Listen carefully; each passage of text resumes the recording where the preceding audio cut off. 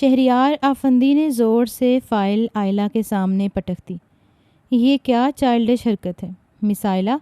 آپ اس ملک کے top class businessman Afandi Karim کے آفس میں کھڑی ہیں اور یہ پرپوزل تیار کیا آپ نے؟ مجھے تو حیرت ہو رہی ہے کہ میں آپ کو یہاں کیسے برداشت کر رہا ہوں۔ شہریار نے ایک دم اپنا ماتھا بپھر لیا۔ میری نظروں سے دور ہو جائیں ورنہ یہیں کھڑے کھڑے فائر کر دوں گا آپ کو۔ سر میں کہاں جاؤں گی؟ پلیز مجھے مت نکالیے گا۔ کریم صاحب نے آپ سے وعدہ کیا تھا کہ آپ مجھے نہیں نکالیں گے یہاں سے۔ میں اس وقت بہت مجبور ہوں پلیز، اور میں آپ سے زیادہ مجبور ہوں۔ پتہ نہیں ڈیڈ نے آپ میں کیا دیکھا ہے کہ آپ کو سیدھا اس آفس کے مین ڈیسک پر بٹھا دیا۔ اف، جسٹ گیٹ لاسٹ۔ بہت ہو گیا۔ اتنے میں دروازہ کھلا اور آفندی کریم اندر داخل ہوئے۔ وہ آئلہ کے چہرے پر تصحیق دیکھ چکے تھے۔ شہریار، تم ٹھیک کہہ رہے ہو، آئلہ کی جگہ یہاں نہیں ہے، اسے یہاں نہیں ہونا چاہیے۔ شہریار ایک دم سے کھل اٹھا۔ جان چھوٹی اس بلا سے، مگر آفندی کریم کی بات ختم نہیں ہوئی تھی۔ آئلہ کی جگہ کریم گھر میں ہے، یہ وہاں میری بہو کی حیثیت سے رہے گی۔ انہوں نے دو ٹوک لہجے میں کہا۔ واٹ؟ شہریار کو لگا جیسے وہ اگلا سانس نہیں لے پائے گا۔ گھڑی پر 10 بج رہے تھے۔ جیسے ہی 10 بجنے پر دیوار پر لگی گھڑی نے الارم بجایا تو مخصوص آواز پر اس کی آنکھیں کھلی تھیں، خمار آلود سی۔ اس نے اپنی آنکھوں کا دھندلا پن ختم کرتے ہوئے جیسے ہی گھڑی پر نظر دوڑائی تو ایک پل کو وہ چونکا تھا۔ آنکھیں میچ کر دوبارہ کھول کر یہ دیکھنے کی کوشش کرنے لگا کہ اس نے کہیں وقت غلط تو نہیں دیکھا، مگر سچ مچ گھڑی 10 بجا رہی تھی۔ وہ اپنے بیڈ سے اٹھا۔ ساری نیند تو آنکھوں سے اڑن چھو ہو چکی تھی، البتہ دماغ میں ہلکی ہلکی درد کی ٹھیسیں ابھی بھی اٹھ رہی تھیں۔ وہ اپنے سر پر ہاتھ رکھتا درد کی شدتیں برداشت کرتا چلا گیا۔ نور دین، کہاں مر گئے ہو؟ ادھر آؤ۔ نور دین جو کمرے کے آس پاس اپنی انگلیاں مروڑتے ٹہل رہا تھا، انہوں نے شاید اسی وقت کا انتظار تھا۔ پچھلے 1 گھنٹے سے وہ وقفے وقفے سے آواز دے رہے تھے۔ اوپر سے صاحب جی نے منع کر رکھا تھا کہ خبردار دروازے پر نوک نہ کرنا، بالکل بھی پسند نہیں ہے، میں ڈسٹرب ہوتا ہوں، اس لیے مجھے صرف آواز دیا کرو۔ نور دین نے جیسے ہی اپنے صاحب جی کی آواز سنی تو بھاگ کر کمرے میں داخل ہوئے تھے۔ وہ غصے سے چلا کر کہنے لگا کہ تم نے مجھے جگایا کیوں نہیں؟ جب میں نے کہا تھا کہ مجھے 10 بجے لازمی ایک میٹنگ میں جانا ہے، مجھے 8 بجے جگا دینا۔ لیکن کون ہوتا ہے اتنا غیر ذمہ دار؟ نور دین تو ہڑبڑا سا چکا تھا۔ عین اسی پل اس نے تکیہ اٹھا کر زور سے نور دین کی طرف اچھالا، جسے نور دیکھ کر پکڑ چکا تھا۔ گھبراتے ہوئے کہنے لگا، صاحب جی میں تو پچھلے 1 ڈیڑھ گھنٹے سے آپ کے دروازے کے باہر چکر لگا رہا ہوں، آپ کو آواز دے رہا ہوں، لیکن آپ ہی ہیں جواب نہیں دے رہے۔ نور دین نے یہ بات بھی ڈرتے ڈرتے اپنی صفائی میں کی تھی۔ جیسے ہی وہ بستر سے اٹھا تو ایک دم سے چکر سے آئے تھے۔ نور دین آگے بڑھا، مگر اس سے پہلے وہ بیڈ گراؤنڈ کا سہارا لے گیا۔ کہنے لگا کہ پلیز میرے پاس مت آنا، وہیں کھڑے رہو۔ کل رات نیند کی دوا لے کر وہ ایسا سویا تھا کہ ابھی بھی آنکھوں میں یوں ہی خماری دکھائی دے رہی تھی۔ گہری سانس خارج کر کے اس نے نور دین کی طرف دیکھا اور کہنے لگا کہ کیا ٹانگیں ٹوٹ گئی تھیں تمہاری؟ کمرے میں آ کر مجھے آواز نہیں دے سکتے تھے؟ کہہ نہیں سکتے تھے کہ وقت ہو گیا اٹھنے کا؟ نور دین ایک مرتبہ پھر تکیہ بیڈ پر رکھتے ہوئے کہنے لگا کہ صاحب جی آپ خود ہی تو کہتے ہیں کہ آپ کی اجازت کے بغیر کوئی آپ کے کمرے میں داخل نہ ہو، آپ بتائیے میں کیا کرتا؟ نور دین بھی بیچارگی سے یہ بولا تو بغیر اس کی بات کا جواب دیے وہ باتھ روم میں گیا تھا۔ کچھ ہی دیر بعد فریش ہو کر باہر آیا۔ نور دین نے جلدی سے ناشتہ لگوایا، لیکن وہ بغیر ناشتہ کیے ہی تیز تیز قدم اٹھاتا باہر جا رہا تھا۔ آنکھیں ابھی بھی سرخ تھیں، نیند آلود، اور چہرے پر بیماری کے اثرات بھی موجود تھے۔ ڈرائیور کو ڈرائیونگ سیٹ سے اٹھایا اور خود ڈرائیو کرنے لگے۔ ڈرائیور بار بار کہہ رہا تھا کہ سر آپ کی طبیعت ٹھیک نہیں ہے، ابھی آپ ڈرائیو مت کریں، میں آپ کو جلدی آفس پہنچا دوں گا۔ لیکن اس نے ڈرائیور کی بات کے جواب دینا بھی مناسب نہ سمجھا، بلکہ قہر آلود نظروں سے اسے دیکھ کر کہنے لگا، اپنی اوقات میں رہو، مجھے مشورے دینے کی ضرورت نہیں، سمجھے تم؟ دفع ہو جاؤ۔ اب ڈرائیور بھی سر جھکا کر چپ چاپ پیچھے ہٹ گیا۔ دروازہ کھلنے کی دیر تھی کہ وہ زنزناتا ہوا گاڑی باہر لے گیا۔ جہاں سے بھی گزر رہا تھا اتنی سپیڈ میں آتی کار کو دیکھ کر لوگ پلٹ پلٹ کر دیکھ رہے تھے۔ زنزناتی گاڑی اپنے پیچھے بس غبار ہی چھوڑ کر جا رہی تھی۔ شہر میں داخل ہونے کے بعد رش ہونے کے باوجود وہ یوں ہی گاڑیوں کو کراس کرتا بڑی سپیڈ سے جا رہا تھا کہ تبھی یو ٹرن لیتے ہوئے سڑک کراس کرتے ہوئے ایک لڑکی دکھائی دی۔ اس نے ہارن تو بجایا، لیکن اپنے ہی دھیان میں آتی وہ لڑکی جب تک پیچھے ہٹتی بہت دیر ہو چکی تھی۔ اس قدر زور سے بریک لگی کہ وہ لڑکی دونوں ہاتھ کانوں پر رکھے گاڑی کے بونٹ سے تھوڑا سا ٹچ ہونے کے بعد زمین پر گر چکی تھی۔ ٹائروں کے گھسنے کی وجہ سے جلنے کی بو اور دھواں بھی اٹھنے لگا۔ غصے سے شہریار افندی اپنی گاڑی سے نکلا تھا۔ وہ لڑکی یوں ہی گاڑی کے پاس بیٹھی کانوں پر ہاتھ رکھے چیخ رہی تھی۔ شاید اسے لگ رہا تھا کہ گاڑی نے اس سے ٹکر مار دی ہے۔ وہ مسلسل شور مچا رہی تھی اور شہریار افندی کا دماغ تو مزید ہی گھوم چکا تھا۔ ایک تو اس کے کار کے سارے ٹائر ناکارہ ہو چکے تھے، اوپر سے اس کی ڈرامے بازی، جس نے اتنی بڑی گول ایرانی چادر کر رکھی تھی، چہرے پر ماسک لگا رکھا تھا۔ خود وہ دبلی پتلی سی لڑکی تھی۔ ہوا میں اڑتی اس چادر نے اسے ایسا اندھا کر دیا تھا کہ یہ گاڑی بھی اسے دکھائی نہ دی۔ بغیر کسی بات کا لحاظ کیے شہریار افندی نے غصے سے اپنے بازو سے اسے جھنجھوڑ کر اٹھایا تھا اور پھر انتہائی تلخ لہجے میں کہنے لگا کہ بند کرو یہ ڈرامے بازی۔ لڑکی مری نہیں ہو، جہنم واصل نہیں ہوگی جو اتنا شور مچا رکھا ہے تم نے۔ زندہ صحیح سلامت ہو اور اس وقت شہریار افندی کے سامنے کھڑی ہو۔ اگر ایک سیکنڈ کے اندر اندر بریک نہ لگاتا نا تو اس وقت یہ رونا دھونا تم نے نہیں تمہارے گھر والوں نے مچایا ہوتا۔ چپ ہو جاؤ۔ اب ایک غیر محرم کا ہاتھ بازو پر محسوس کر کے وہ لڑکی گھبرائی تھی۔ اس نے سر سے اترتی چادر کو جلدی سے ٹھیک کیا اور لڑکھڑا کر پیچھے ہٹتے ہوئے جیسے ہی سامنے موجود شخص کو دیکھا تو اس کا رعب اور غصے سے بھری شخصیت کو دیکھ کر وہ گھبرائی تھی۔ آنکھوں میں آنسو بھی آ رہے تھے، اپنے بازو کو بھی مسل رہی تھی۔ آس پاس لوگ بھی دور دور اکٹھے ہو گئے تھے۔ وہ اپنی چادر سنبھالتی ہوئی اپنی زمین پر گری فائل اٹھا کر کہنے لگی، آپ کو نظر نہیں آ رہا کیا؟ میرا دھیان اگر دوسری طرف تھا، آپ تو اندھے نہیں تھے، کیا نظر نہیں آ رہا تھا؟ پتہ نہیں کس نے آپ کو ڈرائیونگ لائسنس دے دیا۔ میں آپ کے خلاف پولیس میں رپورٹ درج کرواؤں گی۔ مجھے چھونے کی کوشش بھی کیسے کی آپ نے؟ شہریار افندی اپنا ماتھا مسلنے لگا، کہنے لگا زندہ بچ گئی ہو نا، یہی غنیمت جانو۔ میں بہت لیٹ ہو رہا ہوں۔ تم جیسی فضول لڑکی کے ساتھ بحث کرنے کا میرا کوئی موڈ نہیں ہے۔ پتہ نہیں کہاں کہاں سے منہ اٹھا کر چلی آتی ہیں۔ اتنے بڑے پردے تو ایسے کر رکھے ہیں جیسے ان سے زیادہ حسین کوئی اس دنیا میں ہے ہی نہیں۔ شہریار افندی کی یہ بات اس لڑکی کے دل پر لگی تھی۔ حیرت سے آنکھیں پھاڑ کر اسے دیکھ رہا تھا۔ کہنے لگا، کیوں آپ مسلمان نہیں ہیں؟ یا آپ کے گھر ماں بہن نہیں ہیں؟ آپ کے ہاں اگر عورت کو ڈیکوریشن پیس بنا کر گھر کے باہر مردوں کے سامنے پیش کیا جاتا ہے تو یہ آپ کی سوچ ہے، آپ کا رواج ہے، لیکن ہم تو مسلمان ہیں، اور صرف زبانی کلامی اور نامی نہیں بلکہ اپنے کردار سے بھی یہ ثابت کرتے ہیں کہ مسلمان ہیں۔ آپ کی طرح دولت کے نشے میں دھت مسلمانوں کا ٹیگ لگائے مسلمان نہیں ہیں۔ یہ دونوں تو سیدھا ایک دوسرے کے عقیدے اور مذہب پر آ چکے تھے۔ تبھی پیچھے کھڑا ایک شخص آگے بڑھا اور اس لڑکی کو کہنے لگا، بیٹا چھوڑو، آپ بری بات ہوتی ہے، آپ ایسے لوگوں کے منہ نہ لگو، اس طرح آپ کی اپنی عزت ہی خراب ہوگی۔ وہ بزرگ سے شخص تھے۔ اس لڑکی کو اپنے ساتھ اپنے سٹور پر لے گیا، وہاں پر بٹھا کر جوس وغیرہ پلایا۔ تب تک شہریار افندی اپنی گاڑی وہاں سے لے جا چکا تھا۔ آگے جا کر ورک شاپ پر کھڑی کرنے کے بعد ڈرائیور سے دوسری گاڑی منگوائی تھی۔ یہ سب کچھ کرتے اسے 11 بج چکے تھے۔ وہ جو سوچ رہا تھا کہ وہ خود اس میٹنگ میں شامل ہو کر اپنی نگرانی میں پریزنٹیشن دیکھے گا، سب کچھ اس کے آنے سے پہلے ہی اس کے والد افندی کریم ہینڈل کر چکے تھے۔ وہ غصے سے تپا ہوا جس پل آفس میں داخل ہوا تو سبھی اپنی اپنی کرسیوں سے کھڑے ہو کر اسے سلام کر رہے تھے، لیکن مجال ہے جو اس نے سر کی جنبش دی تھی، کسی کے سلام کا جواب دیا۔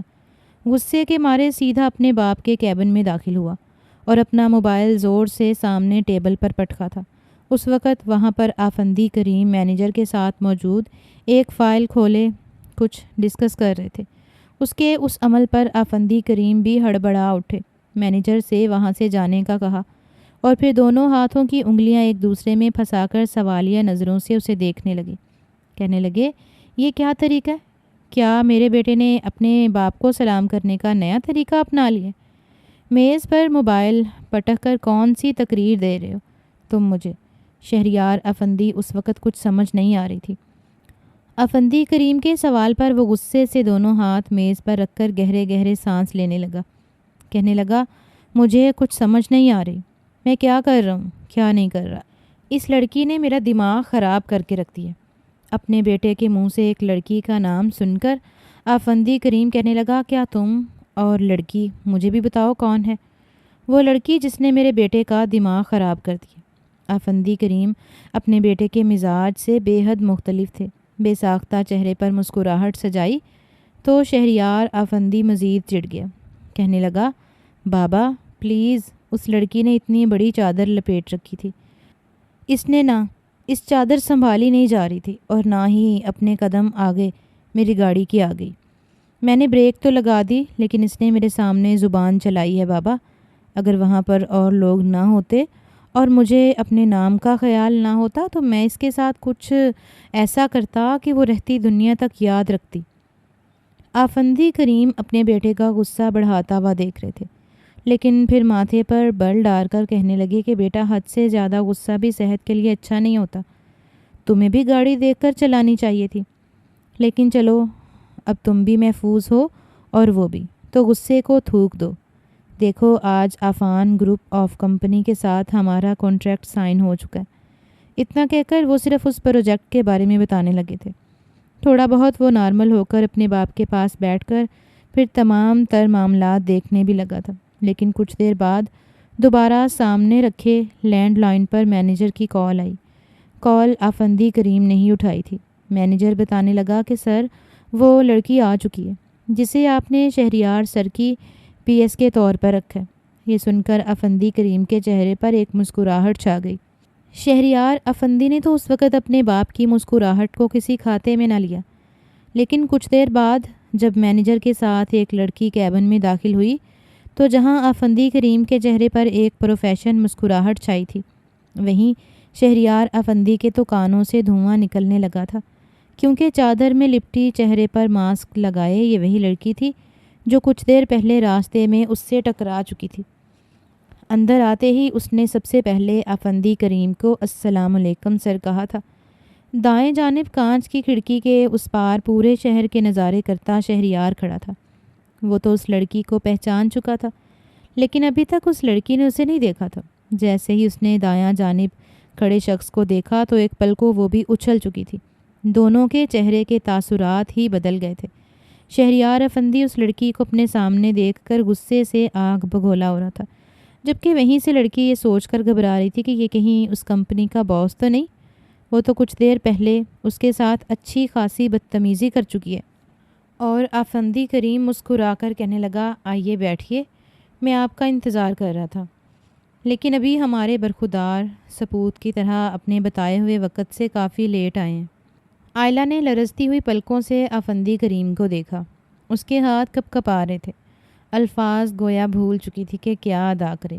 گھبراتے ہوئے کہنے لگی، نہیں سر، وہ ایکچولی راستے میں میرے ساتھ ایک حادثہ ہو گیا تھا، اس وجہ سے میں لیٹ ہو گئی۔ تبھی اس کی فائل کو دیکھتے ہوئے افندی کریم کہنے لگا کہ بیٹا، تم کہہ رہے تھے نا کہ تمہیں ایک پرسنل سیکرٹری چاہیے جو کہ تمام تر معاملات تمہارے ساتھ دیکھ سکے۔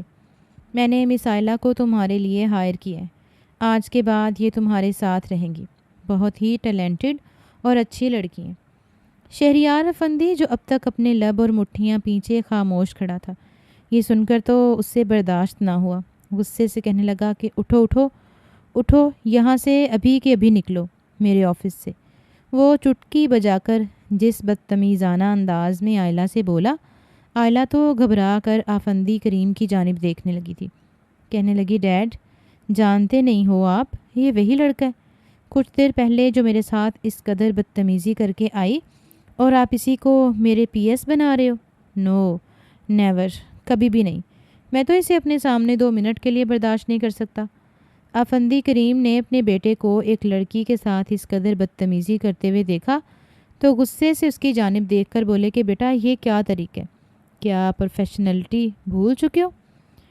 یہ لڑکی میں ہائر کر چکا ہوں، ابھی کے ابھی سوری کرو مس آئلہ سے۔ وہ آفس کے باہر کی بات تھی، لیکن میں تمہیں یہ حق نہیں دیتا کہ تم ہمارے آفس کے ایک امپلائی کے ساتھ یا پھر آفس کا کوئی امپلائی سینئر کے ساتھ بدتمیزی کرے۔ ایک پل کو شہریار افندی تھوڑا سا شرمندہ سا ہوا تھا۔ غصے میں وہ کافی آگے نکل گیا کہ اپنے ہی بنائے اصول توڑ گیا۔ بڑی مشکل سے ثبت کرتے ہوئے اپنے باپ کی خاطر اس نے لب پینچتے ہوئے سوری کی تھی۔ کہنے لگا کہ ہاں میری ہی غلطی ہے، میرا ہی قصور ہے جو آپ محترمہ کے سامنے میں اپنی گاڑی لے کر آ گیا۔ اس کے بعد مس آئلہ تھوڑی گھبرائی تھی، مگر افندی کریم انتہائی شفقت سے اس کی جانب دیکھ کر کہنے لگے، مس آئلہ آپ کو فکر کرنے کی ضرورت نہیں ہے۔ اپنے باپ کی خاطر اس نے لب پینچتے ہوئے سوری کی تھی۔ کہنے لگا ہاں میری غلطی ہے، میرا ہی قصور ہے جو آپ محترمہ کے سامنے میں گاڑی لے کر آ گیا۔ اس کے بعد مس آئلہ تھوڑی گھبرائی تھی، مگر افندی کریم انتہائی شفقت سے اس کی جانب دیکھ کر کہنے لگے کہ مس آئلہ آپ کو فکر کرنے کی ضرورت نہیں ہے، تھوڑا دماغ کا گرم ہے لیکن آپ کے ساتھ اچھے سے چلے گا، بس آپ جو بھی بات ہو مجھ سے ڈسکس ضرور کرنا۔ مس آئلہ خود میں حیران تھی کہ آخر افندی کریم اس جیسی ایک عام سی مڈل کلاس لڑکی کو اتنی اہمیت کیوں دے رہے تھے۔ گزشتہ ایک ہفتہ پہلے ہی وہ نوکری کے لیے ماری ماری پھرتی ان کے گھر تک پہنچی تھی، کتنی ہی کمپنیز میں انٹرویو دے رہی تھی، اور یہ تو اس ملک کی ٹاپ کلاس کمپنی تھی جہاں پر اسے بالکل امید بھی نہیں تھی کہ وہ ہائر کر لی جائے گی۔ لیکن اس کے ہوش تو اس وقت اڑے تھے جب افندی کریم نے اسے پہلی مرتبہ ملنے پر ہی بغیر اس کی سی وی دیکھے اور انٹرویو لیے اسے اپنی کمپنی میں جاب کے لیے رکھ لیا تھا۔ یہ بات آئلہ کے لیے تھوڑی حیران کن تھی، لیکن پھر بھی وہ خوش تھی کہ شاید افندی کریم اسے اپنے آفس میں ایک موقع دینا چاہتا ہو۔ لیکن در حقیقت بات تو کچھ اور ہی تھی۔ افندی گروپ آف کمپنی میں آنے کے بعد 3 دن تک تمام تر معاملات ایک فیمیل امپلائی نے آئلہ کو سمجھا دیا تھا۔ وہاں پر جتنے بھی کام کرنے والے امپلائی سبھی ماڈرن تھے، کسی کے سر پر بھی دوپٹہ نہیں تھا، بال کھولے، فل میک اپ، مغربی لباس زیب تن کیے آتے تھے۔ لیکن واحد ایک آئلہ ہی تھی جو یہاں پر آنے کے بعد نہ صرف دوپٹہ سر پر رکھتی بلکہ چہرے پر نقاب کی جگہ ماسک لگا کر رکھتی تھی۔ شہریار افندی اسے دیکھ کر عجیب سی چڑ کھاتا تھا۔ اپنے باپ سے بھی کہنے لگا کہ ڈیڈ، یہ لڑکی آپ نے کس قدر مڈل کلاس رکھی ہے، اس کے پاس تو کسی طرح کا بھی ایکسپیرینس نہیں ہے، نہ ہی اس سے کوئی کام ہوگا، دیکھنے میں ہی بہن جی ٹائپ لگتی ہے، اور آپ نے اسے ہماری کمپنی میں رکھا ہے۔ یقین مانیے یہ لڑکی ہماری کمپنی کا نام ڈبو دے گی، آپ کیوں نہیں سمجھ رہے؟ لیکن افندی کریم اس سے یہ کہہ کر چپ کروا دیا کرتے تھے کہ میں نے آج تک کوئی غلط فیصلہ نہیں لیا، ابھی بھی جو کروں گا وہ ٹھیک ہی کروں گا۔ پھر لڑکی تمہاری پی ایس ہے اور تم آگے کے معاملات اس کے ساتھ ہی لے کر چلو گے۔ جو بھی تھا، شہریار افندی بھی اپنے باپ کا بہت زیادہ احترام کیا کرتا تھا، اس لیے چپ چاپ مان گئے۔ پہلی مرتبہ جب ایک پروجیکٹ پر مس آئلہ اور شہریار افندی نے ساتھ کام کرنا تھا تو شہریار افندی اس کے ساتھ کافی سخت لہجے میں بات کرتا رہا۔ آئلہ اپنی نوکری کے چکر میں اس کے ساتھ اس کی ہر ایک ڈانٹ سنتی رہی، کیونکہ اسے اپنی نوکری چھڑوانا نہیں تھی، اور شہریار افندی اسے صاف صاف لفظوں میں کہہ چکا تھا کہ اگر تمہاری ایک بھی غلطی میری نظر میں آئی تو سمجھو تمہاری یہ نوکری گئی۔ بابا تم پر رحم کر سکتے ہیں لیکن میں نہیں۔ تم نے جو میری بے عزتی کی تھی وہ مجھے اچھے سے یاد ہے، پتہ نہیں کہاں سے اٹھ کر میری کمپنی میں چلی آئی ہو۔ اس کی یہ باتیں سننے کے باوجود آئلہ کچھ بھی نہیں بولی تھی، لیکن جب اس نے دیکھا کہ افندی کریم کا پورا سپورٹ اسے حاصل ہے تو دھیرے دھیرے اس نے شہریار افندی کو پلٹ کر جواب دینے بھی شروع کر دیے تھے، جبکہ وہیں دوسری جانب شہریار افندی ان چکروں میں تھا کہ بس کسی طرح کوئی ایسی غلطی آئلہ سے ہو جائے اور وہ اسے اس نوکری سے نکال باہر کرے۔ نہ جانے کیوں وہ لڑکی اسے بالکل بھی اچھی نہیں لگتی تھی۔ وہ اس کے سامنے اگر سونے کی بھی ہو کر آ جاتی تو شاید تب بھی وہ اس سے کوئی نہ کوئی غلطی نکال کر برا ہی سمجھتا۔ ابھی بھی آئلہ بیٹھی ایک پرپوزل تیار کر رہی تھی، اور پرپوزل تیار کرنے کا آرڈر اسے شہریار افندی نے دیا تھا۔ وقت بھی صرف 24 گھنٹے کا دیا تھا۔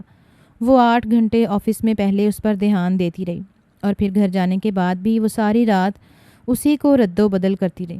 صرف 2 گھنٹے وہ سوئی تھی۔ صبح جیسے ہی 7 بجے الارم بجا تو وہ گھبرا کر اٹھ بیٹھی۔ ایک نظر اس پرپوزل کو دیکھا، سر میں شدید درد کی ٹھیسیں اٹھ رہی تھیں۔ اوپر سے ہڑبڑا کر کہنے لگی کہ پتہ نہیں یہ شہریار سر چاہتے کیا ہیں، ان کے بابا جس قدر نرم مزاج ہیں یہ اتنے ہی اکڑوں ہیں، پتہ نہیں کس بات کی اکڑ ہے ان کو، سمجھتے کیا ہیں؟ مجھے جان بوجھ کر اتنا مشکل کام میرے پلے ڈال دیا۔ کاش افندی سر ایک مرتبہ آفس میں آ جاتے، ان کے سامنے اگر میں تھوڑی بہت شہریار سر کی شکایت لگا دیتی تو کم سے کم ایسی خجل پن سے تو بچ سکتی تھی۔ اسے یوں منہ ہی منہ میں ہڑبڑاتا دیکھ کر پاس ہی بستر پر سوئی ہوئی اس کی ماں اٹھی تھی۔ کہنے لگی کہ کیا ہوا بیٹا، یہ کس سے باتیں کر رہی ہو؟ اس نے اپنے آفس کی باتیں گھر میں کسی کو بتائیں تو نہ تھیں۔ گھر میں تھا ہی کون؟ ایک ماں تھی، باپ کا تو 5 ماہ پہلے ہی انتقال ہو گیا تھا، اور پھر چھوٹے بہن بھائی۔ وہ گہری سانس خارج کر کے اپنی ماں کے پاس آئی اور افندی کریم کے بارے میں تعریفوں کے پل باندھنے لگی۔ بتانے لگی کہ وہ کتنے اچھے ہیں، مگر جتنے وہ اچھے ہیں ان کا بیٹا اتنا ہی اکڑو اور عجیب سے مزاج کا ہے۔ پتہ نہیں خود کو کیا سمجھتا ہے۔ اسے تو میرے پردہ کرنے سے بھی مسئلہ ہے۔ کہتا ہے تم کون سا حور پری ہو جو خود کو چھپا کر رکھتی ہو؟ اب بھلا بتاؤ، حور پری نہ ہوں لیکن اسلام میں پردہ کرنے کا حکم دیا گیا ہے، میں کیوں نہ پردہ کروں؟ وہ تو اپنے باپ سے بالکل بھی میل نہیں کھاتے۔ یہ بات سن کر اس کی ماں اس کی گال کو سہلا کر کہنے لگی، بیٹا آج کل کا لڑکا ہے، شہری بابو ہے، اور ویسے بھی جن کے پاس پیسہ آ جائے وہ کہاں ان باتوں کا احترام کرتے ہیں۔ بس یہ دھیان رکھنا کہ تمہارے افندی سر کو تمہاری کوئی بات بری نہ لگے۔ میں نے بہت تعریف سن رکھی ہیں تمہارے منہ سے، لگتا ہے ان کی اپنی کوئی بیٹی نہیں ہوگی، تبھی وہ تمہیں اتنا پیار دیتے ہیں۔ لیکن یہ بات بھی آئلہ کو کچھ ہضم نہیں ہوئی تھی۔ کہنے لگی کہ اماں میرے علاوہ آفس میں اور بھی تو لڑکیاں ہیں، ان کے ساتھ تو ان کا رویہ کافی سخت ہوا کرتا ہے۔ پچھلے روز تو ایک امپلائی نے فائل لانے میں ذرا سی دیری کر دی تو اسے سنا کر کام سے نکال دیا، اور وہ کچھ تھی بھی بڑے عجیب مزاج کی، ہر وقت میرے کپڑوں پر تانا کشی کرتے رہتی۔ یہ تو شکر ہو سر افندی کا، اسے آفس سے ہی نکال دیا، لیکن یہ شہریار سر کو تو بس ایسی لڑکیاں پسند آتی ہیں۔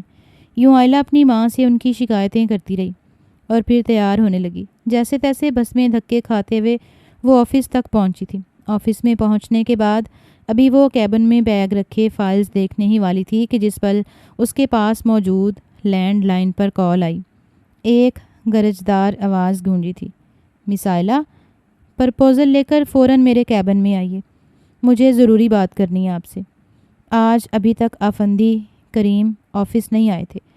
ہڑبڑاتی ہوئی آئلہ نے اسی پرپوزل کو دکھایا۔ وہ تو یہی سوچ رہی تھی کہ پہلے افندی کو دکھائے گی، انہیں پسند آ گیا تو وہ ڈن کر دیں گے، اگر نہ بھی آیا تو وہ اسے تھوڑی بہت گائیڈ کر دیں گے، اور وہ ساری تبدیلیاں کرنے کے بعد شہریار کے پاس جائے گی۔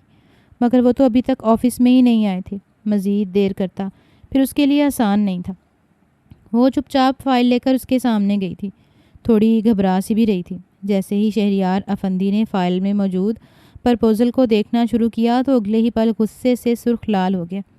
فائل پوری قوت سے میز پر پٹکی تھی، سارے پیپرز باہر کو گرے تھے۔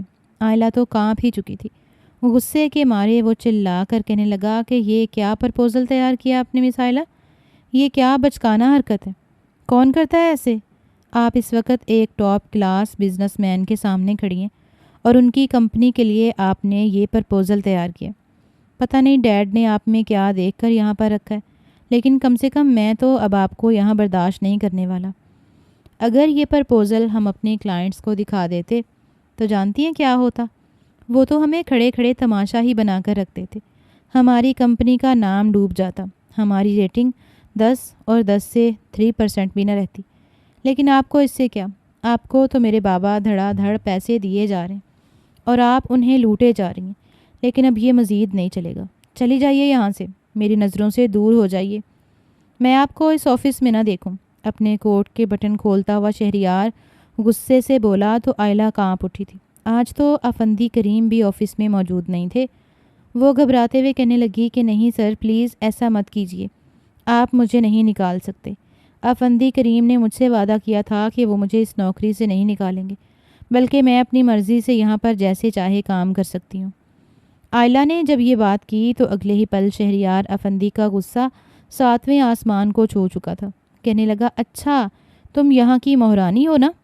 یہ کمپنی، یہ سارا سسٹم تمہارا ہی تو ہے، تم جیسے مرضی یہاں پر کام کرو اور ہم یہاں پر تمہارے ماتحت غلام ہیں۔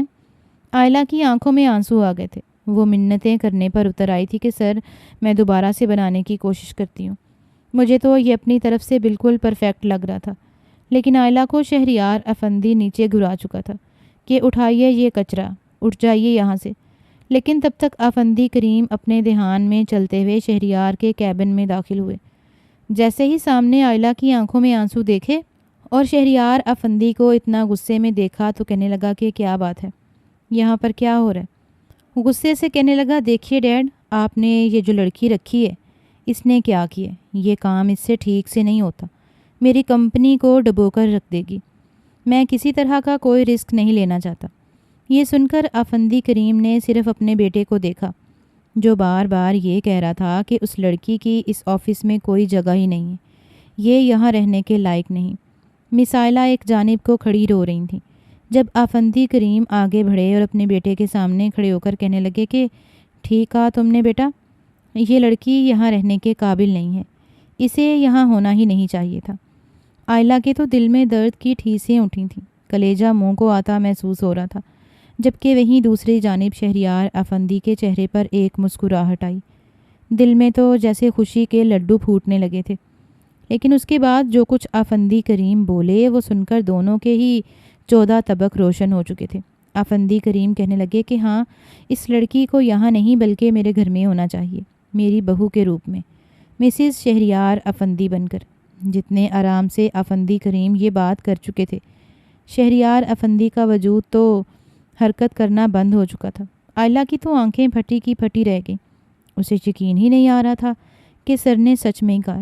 تبھی افندی کریم دوسری جانب پلٹے اور مس آئلہ کے سر پر ہاتھ رکھ کر کہنے لگے، مس آئلہ، آج سے آپ میری بہو ہیں، میں آپ کو اپنی بہو کے روپ میں اپنے گھر میں دیکھنا چاہتا ہوں۔ میرے گھر کو اور میرے بیٹے کو آپ سے بہتر کوئی نہیں سنبھال پائے گا۔ مجھے تم جیسی ہی لڑکی بطور بہو، بطور ایک بیٹی چاہیے تھی۔ یہ سن کر تو آئلہ سر جھکا کے کہنے لگی کہ سر، آپ کیا کہہ رہے ہیں، میں ایسے کیسے ہو سکتی ہوں؟ وہ گھبرا رہی تھی، لیکن جواب میں سر افندی نے اسے یہی کہا تھا کہ بیٹا آپ گھر جاؤ، شام تک ہم آپ کے گھر چکر لگائیں گے۔ آئلہ کو ڈرائیور کے ساتھ باعزت طریقے سے گھر بھجوا دیا گیا، جبکہ شہریار افندی کے تو ہوش اڑ رہے تھے، ابھی تک تو سکتے کی کیفیت میں تھا۔ کہنے لگا، ڈیڈ یہ کیا بات کی، کیا یہ جھوٹ ہے؟ آپ ایک عام سے امپلائی، ایک مڈل کلاس امپلائی جسے پریس کرنے کا سینس نہیں ہے، جو کہ میرے ساتھ میل نہیں کھاتے، آپ اس کے ساتھ میرا ریلیشن بڑھانا چاہتے ہیں؟ کبھی نہیں، کبھی بھی۔ وہ تو سکتے کی کیفیت میں آ چکا تھا، کرسی پر گرنے کے انداز میں بیٹھا اور دونوں ہاتھ اپنے بالوں میں جکڑ لیے۔ افندی کریم چلتے ہوئے اپنے بیٹے کے پاس آئے، اس کے کندھے پر ہاتھ رکھ کر کہنے لگے کہ ہاں، میں جو کہہ رہا ہوں وہی ٹھیک ہے، تمہاری شادی اگر ہوگی تو صرف اور صرف آئلہ کے ساتھ ہوگی۔ اب یہ سارے بہانے بازی کرنا چھوڑ دو، میں اسے اپنی بہو کے روپ میں قبول کر چکا ہوں، بہتر ہے کہ تم بھی کر لو، وہ ہمارے گھر کو جنت بنا دے گی۔ یہ سن کر صدمے کی کیفیت میں شہریار نے اپنے باپ کی طرف دیکھا تھا، کہنے لگا، آپ میرے ساتھ ایسا نہیں کر سکتے ڈیڈ، میں آپ کا بہت احترام کرتا ہوں، میں آپ کی ہر بات آج تک مانتا آیا ہوں، لیکن آپ یہ میرے ساتھ زبردستی کر رہے ہیں۔ دونوں باپ بیٹا گھر آ چکے تھے۔ پہلے تو افندی کریم نرم لہجے میں بیٹے کو سمجھاتا رہا، لیکن جب پہلی مرتبہ افندی کریم اپنے بیٹے سے سخت لہجے میں بولے تو وہ خاموش ہو چکا تھا۔ اپنے باپ سے تو وہ کچھ کہہ نہیں سکتا تھا، لیکن اس کا اب سارا غصہ آئلہ کی جانب تھا۔ نور دین کو جب افندی کریم نے حکم دیا تو گھبرایا ہوا نیا سوٹ بیڈ پر رکھ چکا تھا۔ کہنے لگا کہ صاحب جی، یہ بڑے صاحب نے بھجوایا، آپ نے منگنی کرنی ہے تو یہی کپڑے پہن کر جائیں گے۔ شہریار نے غصے سے اس کی طرف دیکھا تو نور دین وہاں سے بھاگ گیا، لیکن انتہائی غصے اور حقارت سے۔ شہریار کہنے لگا کہ آئلہ، تمہاری وجہ سے میری زندگی برباد ہونے جا رہی ہے اور میں تمہیں کبھی معاف نہیں کروں گا، تم کبھی بھی میری آئیڈیل لڑکی نہیں ہو، تمہارا وہ حشر کروں گا کہ تم موت مانگو گی۔ کچھ دیر بعد دونوں باپ بیٹا آئلہ کے گھر پہنچ چکے تھے۔ آئلہ نے اپنی ماں سے بھی کہہ دیا تھا کہ سر ہمارے گھر آ رہے ہیں۔ ماں پوچھتی رہی کہ رے وہ کیوں، لیکن وہ مارے شرم کے کچھ بتا ہی نہ پائی۔ 2 کمروں کا گھر تھا، ایک کمرہ ایسا تھا جیسے مہمانوں کے لیے استعمال کیا جاتا۔ فوراً سے پورے گھر کی صفائی کر دی گئی اور آئلہ کی ماں بازار سے جا کر لوازمات بھی لے آئیں۔ کچھ دیر بعد جب افندی کریم اور شہریار افندی اس گھر میں داخل ہوئے تو افندی کریم کے چہرے پر مسکراہٹ تھی، لیکن شہریار افندی اسے پاس پڑی ہی الجھی ہوئی نظروں سے دیکھ رہا تھا۔ دونوں کو بڑی عزت و احترام سے آئلہ کی ماں نے کمرے میں بٹھایا تھا۔ وہاں پر بیٹھتے ہی افندی کریم نے ایک لمحے کی بھی دیری کیے بغیر اپنی بات شروع کی تھی۔ کہنے لگے کہ دراصل میں آئلہ کا رشتہ خود آپ سے مانگنا چاہتا ہوں۔ میں چاہتا ہوں کہ آپ کی بیٹی ہمارے گھر کی بہو بنے۔ تو اس بات پر آئلہ کی ماں تو متبذب سی ہوئی تھی، وہ تو یقین ہی نہیں کر پا رہی تھیں۔ سامنے بیٹھا شہریار تو انہیں بڑا ہی پیارا لڑکا لگا تھا۔ آئلہ اور اس کی جوڑی خوب جمی تھی، لیکن اتنے بڑے گھر سے رشتہ ان کی بیٹی کے لیے آ سکتا تھا، اس بارے میں تو انہوں نے کبھی سوچا بھی نہیں تھا۔ گھبراتے ہوئے وہ کہنے لگیں کہ آپ اتنے بڑے لوگ ہیں اور ہم مڈل کلاس، ہماری آئلہ کے لیے تو بابا بھی اس دنیا میں نہیں ہیں۔ بڑے مشکل سے زندگی گزار رہے تھے ہم، لوگ ہمیں باتیں سنایا کرتے تھے، اور یہ تو بس آپ کا احسان ہے ہم پر کہ آپ نے میری بیٹی کو اپنے پاس نوکری دے دی۔ لیکن اگر میری بیٹی آپ کے گھر کی بہو بن جائے تو یہ نہ ہو کہ کل کو اسے غریبی کے طعنے ملتے رہیں۔ یہ بات ڈرتے ڈرتے آئلہ کی ماں نے کی تھی، لیکن افندی کریم فوراً کہنے لگے کہ نہیں میری بہن، ایسا کچھ نہیں ہوگا، میں نے آپ کو اپنی بہن مانا ہے، آپ بے فکر رہیے، میں آپ کی بیٹی کو بالکل اپنی بیٹی بنا کر رکھوں گا۔ آئلہ کی ماں نے ایک نظر افندی کریم کے بیٹے کو دیکھا اور پھر اٹھ کر آئلہ کی طرف آئیں، اس سے کہنے لگیں بیٹا اتنا اچھا رشتہ ہے، افندی کریم بار بار منتیں کر رہے ہیں، کیا کہتی ہے؟ آئلہ گھبراتے ہوئے افندی کریم کی خاطر وہ رشتے کے لیے ہاں کر گئی تھی، کیونکہ افندی کریم نے سچ مچ اس کے ساتھ انتہائی شفقت بھرا لہجہ رکھا تھا۔ جس پر آئلہ کی ماں نے آ کر کہا کہ ہمیں یہ رشتہ منظور ہے تو شہریار افندی کی تو بڑی مشکل سے اپنے غصے کو ضبط کر پایا تھا۔ دل ہی دل میں کہنے لگا کہ ہاں، دولت کی بھوکی لڑکی، ہاں تو کرنا ہی تھا، بیٹھے بٹھائے ہمارے محلوں کا گھر کی ایک اکلوتی بہو جو بننے والی تھی، لیکن جو کچھ بھی ہو جائے وہ صرف اور صرف میرے باپ کی بہو ہوگی، میں اسے کبھی بھی بیوی کا درجہ نہیں دینے والا۔ کچھ دیر بعد ہی گھر میں شادی کی تیاریاں شروع کر دی گئیں۔ افندی کریم صاف الفاظ میں کہہ چکے تھے کہ شادی سادگی سے ہی ہوگی اور سارا خرچہ خود اٹھائیں گے۔ نکاح سے ایک روز پہلے آخری حربہ استعمال کرتے ہوئے شہریار افندی اپنے پاس باپ کے پاس گیا تھا، کہنے لگا بابا ابھی بھی وقت ہے، سوچ لیں، آپ میرے ساتھ زیادتی کر رہے ہیں، میں کبھی بھی اس لڑکی کے ساتھ خوش نہیں رہ پاؤں گا، آپ اس رشتے سے انکار کر دیں، اس کی شادی تو کسی کے ساتھ بھی ہو جائے گی۔ لیکن جواب میں افندی کریم نے گہری سانس خارج کی تھی، نہ جانے وہ کیا سوچ رہے تھے۔ ان کی آنکھوں میں ایک چمک سی آ گئی، آنسو جھلملانے لگے، پھر کہنے لگے کہ آئلہ مجھ پر بہت زیادہ احسانات ہیں، اور جب سے مجھے اس کے احسانات کا پتہ چلا، کم سے کم میں اس لڑکی کو اس کے حقوق سے محروم نہیں رکھنا چاہتا، نہ صرف اسے بلکہ اس کی ماں، اس کے بہن بھائیوں کو، سب کو میں یہاں اپنے برابر لا کر کھڑا کرنا چاہتا ہوں، کیونکہ ان سب پر اس کا بھی حق ہے۔ شہریار تو کچھ سمجھ ہی نہیں پایا تھا، کہنے لگا کہ کیا مطلب؟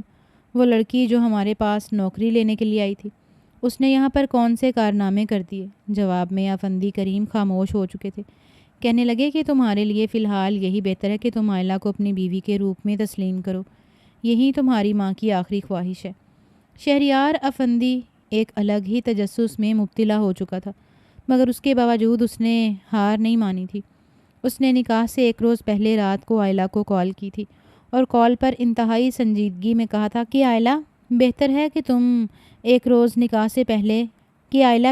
تم خود ہی نکاح سے انکار کر دو، کیونکہ میرے ساتھ تم اپنی زندگی برباد کر لو گی، میں تمہیں کبھی بھی وہ خوشیاں دے ہی نہیں سکتا، اور میں یہ بھی نہیں چاہتا کہ میری وجہ سے تمہاری زندگی برباد ہو، لیکن تم نے اگر زبردستی میری زندگی میں شامل ہونے کی کوشش کی تو پھر تم اپنی زندگی کی ذمہ دار خود ہوگی۔ یہ سن کر آئلہ چپ ہو گئی، پھر کہنے لگی کہ میں سر افندی کریم کے ہی کہنے پر آپ سے نکاح کر رہی ہوں، ورنہ آپ جیسے شخص کے ساتھ کوئی بھی شریف لڑکی شادی کر ہی نہیں سکتی۔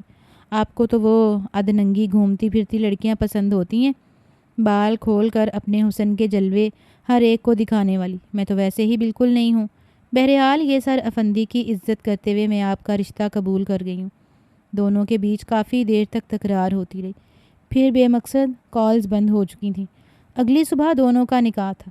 افندی کریم اور آئلہ کی ماں دونوں ہی بے حد خوش تھے۔ افندی کریم کے ذہن میں کئی سال پہلے کا ایک منظر سا دھندلا تھا، آئلہ میں انہیں بالکل اپنی بیٹی دکھائی دے رہی تھی۔ نکاح کے بعد آئلہ کو اپنے گھر لے آئے، آئلہ کو اس گھر کی ملازمہ کمرے میں لے گئی، کمرے میں لے جا کر اسے شہریار کے کمرے میں بٹھایا گیا۔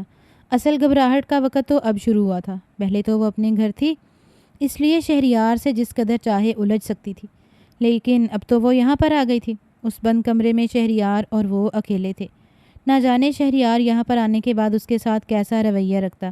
وہ تھوڑی گھبرا بھی رہی تھی۔ شہریار کمرے میں داخل ہوا تو کافی غصے میں دکھائی دے رہا تھا۔ آئلہ کو دلہن بنے دیکھ کر ایک پل کو اس کی نظریں اس کے چہرے پر ہی ٹک کر رہ گئی تھیں، کیونکہ دلہن بن کر وہ بے حد خوبصورت دکھائی دے رہی تھی۔ لیکن اگلے پل اس نے اپنا سر جھٹکا اور پھر کہنے لگی کہ یہ اپنا بکھیڑا اٹھاؤ، یہاں سے میرا بیڈ، یہ پھول، یہ پتیاں، یہ کچرا مجھے یہاں پر نہیں چاہیے۔ 5 منٹ کے اندر اندر مجھے اپنا کمرہ صاف چاہیے، سمجھے؟ وہ چلا کر بولا تھا۔ آئلہ گھبرائی تھی۔ گھبراتے ہوئے ہی اس نے اٹھ کر اس بیڈ کو دیکھا تھا۔ اپنے ہاتھوں سے پھولوں کی اور تمام تر ڈیکوریشن کی گئی کینڈلز وغیرہ کو ہٹانے لگی۔ شہریار افندی یہی تو چاہتا تھا۔ اسے دلہن بنے دیکھ کر اس کے قریب آیا۔ وہ اپنے قدم پیچھے کو اٹھاتی دیوار سے جا لگی تھی جب شہریار افندی اس کے بے حد قریب آ کر اپنا ہاتھ اس کی گردن پر رکھ گیا۔ کہنے لگا کہ مجھے اپنا شوہر سمجھنے کی کوشش مت کرنا۔ مجھے جیسے ہی موقع ملا میں تمہیں طلاق دینے میں دیری نہیں لگاؤں گا۔ یہ مت سمجھنا کہ تم اپنے حسن کے جادو سے میرے دل میں جگہ بنا پاؤ گے۔ جب تک بابا کے دل میں تم ہو تب تک اس گھر میں بھی ہو۔ جس روز میں تمہیں بابا کے دل سے اتارنے میں کامیاب ہو گیا تم بالکل بے گھر ہو جاؤ گی اور واپس اس کھنڈر نما گھر میں دفع ہو جاؤ گی۔ اتنا کہہ کر وہ اسے جھٹک چکا تھا اور آئلہ کی آنکھوں سے آنسو نکلنے لگے تھے۔ بھلے ہی اسے شہریار پسند نہیں تھا لیکن وہ اس کے ساتھ اس رشتے کو آگے بڑھانا چاہتی تھی، کیونکہ شہریار جیسے لوگوں کے لیے طلاق دینا ایک عام سی بات ہے۔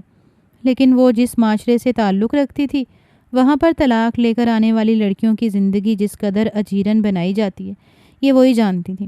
وہ اس رات ساری رات صوفے پر بیٹھے ہوئے گزار چکی تھی اور بیٹھے بیٹھے سو گئی، جبکہ اپنے بیڈ پر شہریار خود سویا تھا۔ اگلی صبح جب وہ اپنی نیند سے بوجھل آنکھیں لے کر نیچے آئی تو افندی کریم نے اسے اپنے سینے سے لگا لیا، اسے دعائیں دینے لگے۔ پھر اپنے بیٹے کو بھی الگ لے کر جا کر سمجھایا تھا کہ دیکھو بیٹا، میں یہاں پر آئلہ کو اپنی بیٹی بنا کر لایا ہوں، اس لیے تم اس کی آنکھ میں ایک بھی آنسو مت آنے دینا۔ میں آئلہ کو دکھی نہیں دیکھ سکتا۔ ایک مرتبہ پھر افندی کریم کی آنکھوں میں آنسو سے جھلملائے تو اس مرتبہ شہریار بھی تھوڑا حیران ہوا تھا۔ کہنے لگا کہ بابا آخر مسئلہ کیا ہے؟ کبھی آپ کہتے ہو اس لڑکی نے آپ پر احسان کیا اور انہیں احسانوں کے نیچے دب کر آپ نے میری شادی اس سے کروا دی، جبکہ اس لڑکی کو کچھ بھی نہیں آتا۔ یہ میرے ساتھ کسی طرح بھی سوٹ نہیں کرتی۔ میں بھلا اسے اپنے ساتھ اپنے سوشل سرکل میں پارٹیز پر کیسے لے کر جاؤں گا؟ یہ بالکل بہن جی ٹائپ لگتی۔ لیکن جواب میں افندی کریم نے اپنے بیٹے کی طرف دیکھا، سادہ سے لہجے میں کہا کہ کبھی تم بھی تو ایسے ہی تھے، تم بھی تو یوں ہی ہوا کرتے تھے، کیا بھول گئے اپنا ماضی؟ دنیا میں کامیاب ترین انسان وہی ہوتا ہے جو اپنا ماضی ہمیشہ یاد رکھے، اپنے ماضی کو بھولنے نہ دے۔ اور تم کتنی آسانی سے سب کچھ بھول گئے۔ شہریار کے کانوں کی لو تک سرخ ہوئی تھی۔ اے سی چل رہا تھا پھر بھی پسینے کی بوندیں ماتھے پر تلملانے لگیں۔ وہ چپ ہو چکا تھا۔ کچھ ہی دیر بعد افندی کریم دوبارہ بولنے لگے۔ کہنے لگے بیٹا، اپنے ارباز انکل کو جانتے ہو؟ افندی کریم کی بات پر شہریار کہنے لگا کہ ہاں جانتا ہوں، ہمارے پڑوس میں رہا کرتے تھے، ان کے ساتھ آپ کی اچھی خاصی دوستی تھی، وہ اور آپ تو بالکل بھائیوں جیسے تھے۔ افندی کریم تو غیر مرئی نقطے پر نظر ٹکائے اپنی آنکھوں سے چشمہ اتار کر دیکھتے ہوئے کہنے لگے کہ ہاں بالکل میرے بھائیوں جیسا تھا، گاؤں میں رہتا تھا، یاد ہے؟ پھر جب تم 5-6 سال کے تھے ہماری ایک چھوٹی سی پرچون کی دکان ہوتی تھی جو میں اپنے مرحوم ابا کی سنبھالنا تھا۔ پڑھا لکھا بھی تھا لیکن اس کے باوجود نوکری نہیں مل رہی تھی۔ ابا کی دکان سنبھالنے پر مجبور تھا مگر نقصان پر نقصان ہو رہا تھا۔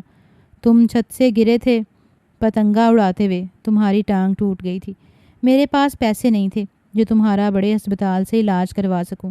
افندی کریم کے حلق میں کانٹے چبھ رہے تھے جب شہریار نے اپنے باپ کی بات کو جوڑتے ہوئے کہنے لگا کہ ہاں پھر آپ سیدھا بھاگتے ہوئے انکل ارباز کے گھر گئے تھے اور انہوں نے ہی آپ کو دانے بیچ کر آنے والے سارے پیسے دے دیے تھے کہ آپ مجھے ہاسپٹل لے جا سکیں۔ افندی کریم کہنے لگے کہ ہاں بالکل کچھ ایسا ہی ہوا تھا، لیکن پھر اس کے بعد ہم دونوں کی دوستی پہلے سے بھی زیادہ مضبوط ہو گئی تھی۔ وقت نے ذرا پلٹا کھایا تو میں نے سوچا اپنا کاروبار شروع کروں۔ ایک مرتبہ پھر میں خالی ہاتھ اپنی دوست کے دروازے پر گیا تھا۔ کہنے لگا کہ کاروبار شروع کرنا ہے، پیسے نہیں ہیں، کیا تم میری کچھ مدد کر سکتے ہو؟ اس نے اسی وقت اپنی بیٹی کے کانوں میں پہن رکھی بالیاں اٹھا کر میرے ہاتھ میں رکھتی تھیں اور ایک چھوٹے سے ڈبے سے چاندی کی بالیاں نکال کر اپنی بیٹی کو پہنا دیں۔ کہنے لگا یہ تم بیچ کر کچھ نہ کچھ کر لو۔ نہ میں ان بالیوں کو دیکھ کر گھبرایا تھا، خالص سونے کی تھیں، میں اتنا بڑا احسان نہیں لے سکتا تھا۔ کہنے لگا کہ نہیں ارباز، یہ تمہاری بیٹی کی بالیاں، تم اتنی بڑی قربانی مت دو۔ میں بھلا اس معصوم بچی کی بالیاں بیچ کر آگے کیسے بڑھ سکتا ہوں؟ اگر بالیاں ہی بیچنی ہیں تو تم خود بیچو، تم خود آگے جاؤ، آگے نکلو، اپنا کاروبار شروع کرو۔ لیکن ارباز بھائیوں سے بھی بڑھ کر تھا، کہنے لگا کہ تم کاروبار شروع کرو، پھر مجھے بھی اپنے ساتھ ملا لینا، اور ایسی کئی بالیاں میری بچی کو خود بخود مل ہی جائیں گی۔ میں اپنے دوست کا احسان لے کر شہر چلا آیا، اور یہاں پر آنے کے بعد اللہ تعالیٰ نے مجھے اتنی ترقی دی کہ آج میں اس وقت اس مقام پر کھڑا۔ مجھے انویسٹمنٹ چاہیے تھی جو میرے دوست نے مجھے دی تھی۔ یقین مانو، مجھے لگتا ہے یہ سب کچھ مجھے اپنے دوست ارباز کی بیٹی کے ان بالیوں کی مرہون منت لگتا ہے۔ جانتے ہو، دولت کے نشے میں گم ہو کر میں اپنے دوست کو بالکل ہی بھول گئی، لیکن جس وقت میں نے آئلہ کو دیکھا تو مجھے اس نے اپنے دوست کی ایک تصویر نظر آئی تھی۔ میں نے اس کی سی وی تمام تر ڈاکومنٹس دیکھے تو آئلہ خان ارباز خان کی بیٹی تھی، وہی لڑکی جس نے مسکرا کر مجھے بچپن میں کہا تھا کہ چچا، اللہ پاک آپ کو بہت زیادہ کامیاب کرے گا، پھر آپ مجھے اس سے بھی اچھی بالیاں تحفے میں دیجیے گا۔ ایک پل کو شہریار افندی کا پورا وجود کام کر رہ چکا تھا۔ افندی کریم کہنے لگا کہ اس سے زائد میں نے کچھ نہیں کہنا، تم خود سمجھدار ہو۔ آج تم جہاں کھڑے ہو وہ مقام کہیں نہ کہیں اس لڑکی کا ہی احسان تھا۔ افندی کریم تو واپس اٹھ گئے تھے، لیکن شہریار افندی تو کتنی دیر سر جھکا کر بیٹھا رہا۔ ماضی کی باتیں ذہن میں گردش کرنے لگیں تو آنکھوں میں آئے آنسوؤں کو روک نہ سکا۔ خود بخود ہی اس کے دل میں آئلہ کے لیے محبت اٹھی تھی۔ آئلہ اس سے 3 سال چھوٹی تھی۔ دھیرے دھیرے اس نے اپنا رویہ اس سے ٹھیک کر لیا تھا، بس دل پر جمے ہوئے زنگ کو افندی کریم نے کچھ اس انداز سے اتارا تھا کہ شہریار بالکل ہی بدل کر رہ گیا۔ آئلہ جو پہلے اس کے رویوں سے ڈری ہوئی تھی، دھیرے دھیرے اس کا نرم لہجہ دیکھ کر وہ بھی بڑی حیران ہوئی۔ وقت کے ساتھ ساتھ دونوں نے ایک دوسرے کو سمجھا، اور پھر محبت کی کونپلیں دونوں کے دلوں میں پھوٹنے میں بھی دیر نہ لگی۔ وہ لڑکی جو کبھی چادر میں شہریار افندی کو چڑھا دیتی تھی، آج وہ اسے پردے میں دیکھتا تھا تو دل کھول کر مسکرا دیتا تھا۔ وہ اس کی عزت تھی، جبکہ آئلہ تو پہلے بہت زیادہ حیران ہوئی کہ اچانک سے شہریار کا رویہ اس کے ساتھ اس قدر بدل کیسے گیا۔ مگر جب ایک روز افندی کریم اس کے سامنے بیٹھ کر اس کے مرحوم باپ کی باتیں کرنے لگے تو آئلہ خان کی تو خوشی کی کوئی انتہا نہیں رہی تھی۔ وہ افندی کریم کے کندھے پر سر رکھ کر کہیں نہ کہیں اپنے باپ کا لمس تلاش کرنے لگی تھی۔ ماضی کی باتیں دونوں سسر اور بہو کر ہی رہے تھے کہ جب شہریار بھی وہاں پر آ گیا۔ کہیں نہ کہیں آئلہ کے دل میں یہ بات آئی تھی کہ شہریار کا یہ بدلتا رویہ اس وجہ سے تو نہیں تھا کہ بچپن میں ان کے تعلقات اچھے ہوا کرتے تھے۔ اس روز جب وہ کمرے میں آئی تو ایک دم سے شہریار نے اسے اپنی باہوں میں بھر لیا تھا، اس کی جانب دیکھنے لگا تو بجائے مسکرا کر اس کی بات کا جواب دینے کے متبذب سے لہجے میں کہنے لگے کہ شہریار، کہیں آپ مجھ پر احسان تو نہیں کر رہے، اور صرف ماضی کو یاد کر کے آپ مجھ پر ترس کھا کر تو مجھے نہیں اپنا رہے، یا سچ مچ آپ کو مجھ سے محبت ہو چکی ہے؟ آئلہ کے منہ سے یہ بات سن کر شہریار سنجیدہ ہوا تھا، کہنے لگا کہ پاگل ہو تم، بھلا ترس کھا کر کون کس سے محبت کرتا ہے؟ میں تم پر کیا ترس کھا رہا ہوں؟ میری محبت کیا تمہیں بھیک لگ رہی ہے؟ جواب میں آئلہ نے جب اسے سنجیدہ ہوتے دیکھا تو اگلے پل اس کے چہرے پر زردی چھانے لگی، کہنے لگی کہ نہیں، میں نے ایسا کچھ بھی نہیں سوچا، میں تو بس آپ سے پوچھ رہی تھی، آپ پلیز غصہ نہ کریں۔ اس سے ایک دم سے گھبراتے ہوئے دیکھ کر وہ کہنے لگا کہ اچھا، تو پھر میری آنکھوں میں دیکھ کر بتاؤ، کیا سچ مچ تمہیں یہاں پر اپنے لیے محبت دکھائی نہیں دیتی؟ گھبراتے ہوئے جب اس کی آنکھوں میں دیکھا تو ایسی سرشاری تھی کہ وہ اس کی آنکھوں میں اپنا ہی عکس دیکھ کر شرما گئی اور اپنا چہرہ شہریار کے سینے میں چھپا دیا۔ آج کی رات ان کی یادگار رات ثابت ہونے والی تھی۔ وہ خود ضد کر کے اس سے کہہ رہا تھا کہ پلیز ویسے ہی تیار ہو کر آؤ جیسے تم نکاح والے روز تیار ہوئی تھی، اور وہ اس کے ہر ایک خواہش پوری کرتی۔ آئینے کے سامنے بیٹھی خود کو دلہن کی طرح سجا رہی تھی۔ دونوں ایک دوسرے کو پا کر خوش تھے۔ جب وہ تیار ہو گئی تو وہ اسے لے کر اپنے سامنے کھڑا ہو گیا، اپنے لب اس کے ماتھے پر رکھ دیے اور مسکرا کر کہنے لگا کہ میں نے کبھی سوچا نہیں تھا کہ میری زندگی میں کبھی تم جیسی لڑکی بھی شامل ہو سکتی ہے، لیکن میں غلط تھا، جانے انجانے میں صحیح، لیکن تم نے مجھے بہت سی برائیوں سے اور خاص کر تکبر سے ضرور دور کر دیا۔ اتنا کہہ کر اسے اپنے حصار میں لے چکا تھا۔ وہ ساری رات محبت کی بارش ان دونوں پر برستی رہی، اور دور کھڑکی سے جھانکتا ہوا چاند ان کے ملن کا گواہ بن چکا تھا۔